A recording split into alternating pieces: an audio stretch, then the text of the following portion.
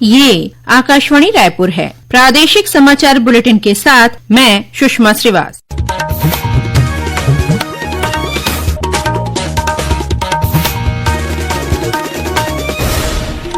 और अब पेश है आज के मुख्य समाचार। कबीरधाम जिले की ग्राम पंचायत जिंदा को प्रदेश का पहला टीबी मुक्त ग्राम घोषित किया गया। प्रदेश सरकार ने सीएम आईईटी फेलोशिप कार्यक्रम की शुरुआत की है। सुकमा जिले के जगरगुंडा थाना क्षेत्र में सक्रिय 4 माओवादियों को सुरक्षा बलों ने आज गिरफ्तार किया है। और रायपुर सहित राज्य के विभिन्न जिलों में तेज बारिश से सामान्य जनजीवन प्रभावित हुआ। अब समाचार विस्तार से। कबीरधाम जिले की ग्राम पंचायत जिंदा को प्रदेश का पहला टीबी मुक्त ग्राम घोषित किया गया है। राज्य के उप मुख्यमंत्री विजय शर्मा और स्वास्थ्य मंत्री श्याम बिहारी जायसवाल ने आज ग्राम जिंदा पहुंचकर ग्राम पंचायत को टीबी मुक्त होने का प्रमाण पत्र प्रदान किया। इस अवसर पर स्वास्थ्य मंत्री श्री जायसवाल ने कहा कि टीबी मुक्त भारत अभियान को छत्तीसगढ़ में गंभीरता से लागू किया गया है। उन्होंने कहा कि टीबी पहले एक गंभीर बीमारी माना जाता था, अब आधुनिक चिकित्सा, दवाइयों और जन सहभागिता के चलते नियंत्रण और समाप्ति की दिशा में है। केंद्रीय सहकारिता मंत्री अमित शाह ने कल नई दिल्ली में राष्ट्रीय सहकारिता नीति 2025 जारी की। श्री शाह ने कहा कि यह नीति विकसित भारत 2047 के लक्ष्य को प्राप्त करने में महत्वपूर्ण भूमिका निभाएगी।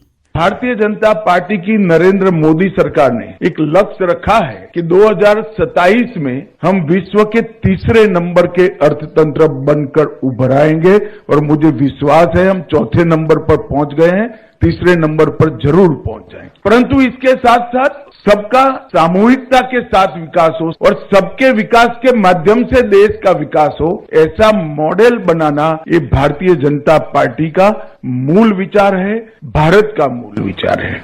प्रदेश सरकार ने सीएम आईईटी फेलोशिप कार्यक्रम की शुरुआत की है। इस योजना के तहत प्रदेश के युवाओं को नया रायपुर स्थित ट्रिपल आईईटी संस्थान में आर्टिफिशियल इंटेलिजेंस और डेटा साइंस जैसे कोर्स में एमटेक करने का अवसर मिलेगा। योजना के तहत चयनित विद्यार्थियों की पूरी ट्यूशन फीस राज्य सरकार द्वारा वहन की जाएगी। साथ ही उन्हें हर महीने 50,000 रूपये की फेलोशिप भी प्रदान की जाएगी। पाठ्यक्रम के दौरान युवा विद्यार्थियों को AI, cloud computing, data analysis, health tech, एजुटेक, राजस्व प्रणाली और ई गवर्नेंस जैसे महत्वपूर्ण क्षेत्रों में सरकारी प्रोजेक्ट्स पर कार्य करने का व्यवहारिक अनुभव भी प्राप्त होगा। इस बीच मुख्यमंत्री विष्णुदेव साय ने ट्वीट कर युवाओं से आग्रह किया है कि वे IIITNR.AC.in पर जाकर आवेदन कर सकते हैं।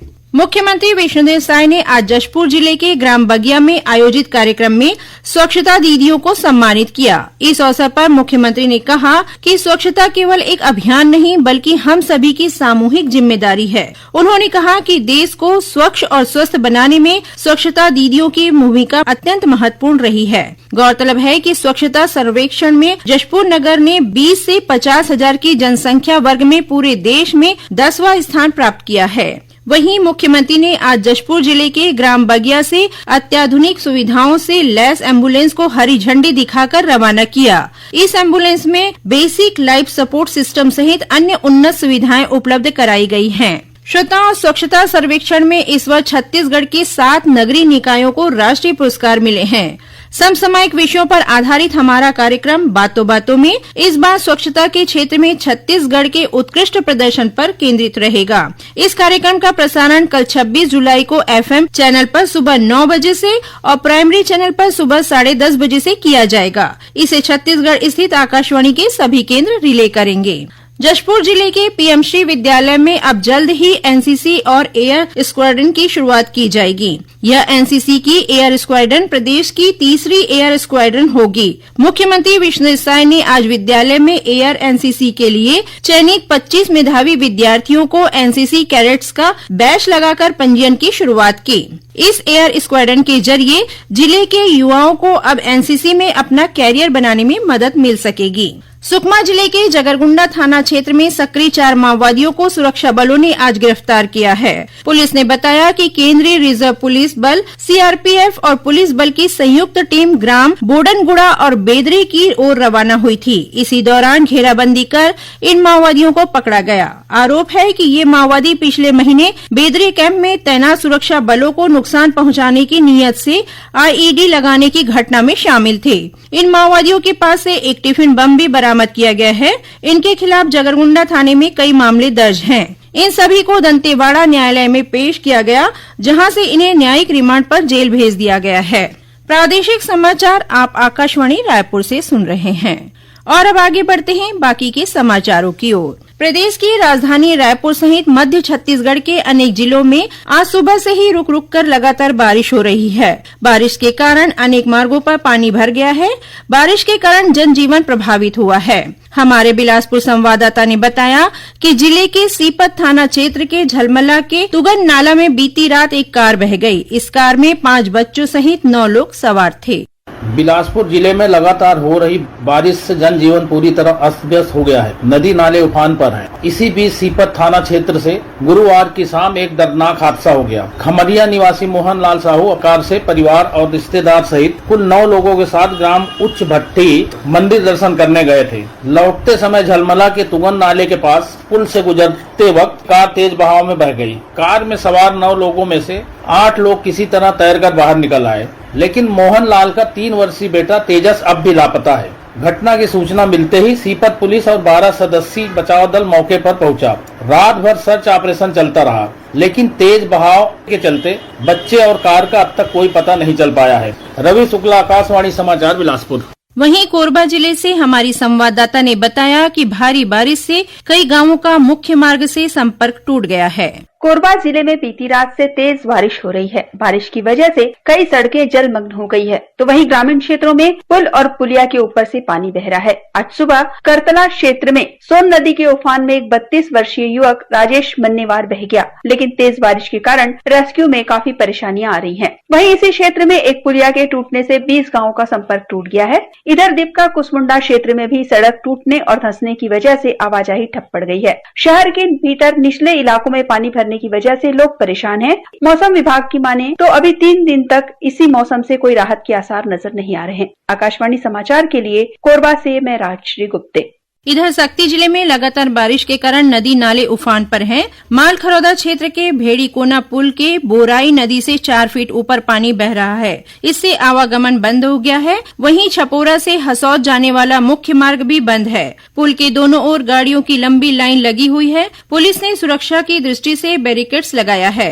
वहीं धमतरी जिले में 4 दिनों में हुई बारिश से गंगरेल बांध का जलस्तर 3% तक बढ़ गया है। डैम का 24 जुलाई को जलस्तर बढ़कर 56% दर्ज किया गया है। इसके अलावा जिले के अन्य बांधों का भी जलस्तर बढ़ने लगा है। इस बीच मौसम विभाग ने कल प्रदेश के 1-2 स्थानों पर भारी से अति भारी वर्षा होने और आकाशीय बिजली गिरने की चेतावनी दी है। भारी वर्षा का क्षेत्र मुख्यतः बिलासपुर संभाग के जिले और दुर्ग तथा रायपुर संभाग के जिले संभावित हैं। मौसम विज्ञानी HP चंद्रा ने बताया कि प्रदेश में कल अधिकांश स्थानों पर हल्की से मध्यम वर्षा होगी। छत्तीसगढ़ के लोक पर्व हरेली के अवसर पर कल किसानों ने जहां अपने पारंपरिक कृषि यंत्रों जैसे हल, नांगर, कुदाली और फावड़े की पूजा की, वहीं बालोद जिले की 3 ड्रोन दीदियों ने आधुनिक कृषि यंत्र ड्रोन की पूजा कर हरेली तिहार मनाया। ड्रोन दीदी योजना के तहत तकनीकी रूप से प्रशिक्षित चित्ररेखा साहू, भावना साहू और रुचि साहू का मानना है कि ड्रोन के माध्यम से फसलों में नैनो उर्वरक छिड़काव का कार्य मिनटों में पूरा हो जाता है। उन्होंने बताया कि ड्रोन तकनीक से खेती में समय और मेहनत की बचत हो रही है। अब कुछ समाचार संक्षेप में। केंद्रीय ग्रामीण विकास राज्य मंत्री डॉक्टर पेम्मासानी चंद्रशेखर आज 1 दिवसीय प्रवास पर नारायणपुर पहुंचे। वे नारायणपुर जिले में अधिकारियों की बैठक लेकर विकास कार्यों की समीक्षा कर रहे हैं।